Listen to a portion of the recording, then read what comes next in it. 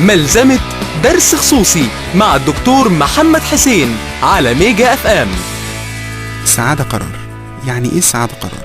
عارف لما تصحى في يوم من النوم ويكون عندك مناسبة سعيدة مهمة وتحصل حاجة من الطبيعي انها تضايقك، فتقول لنفسك والله ما هسيب حاجة تعكر مزاجي النهاردة وتضايقني، وفعلا يمر اليوم ويحصل فيه حاجات كتيرة المفروض انها تضايقك بس انت ما تتضايقش.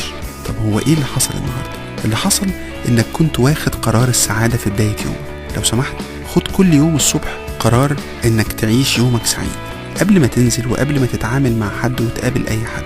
جرب وهتشوف الفرق. السعادة قرار. ودي كانت ملزمة درس خصوصي مع الدكتور محمد حسين. لو عايزين تسمعوا الدرس بالتفصيل هتلاقوه في برنامج درس خصوصي كل يوم من الحد للخميس من 10 ل 11 الصبح مع وئام وجدي على ميجا اف ام.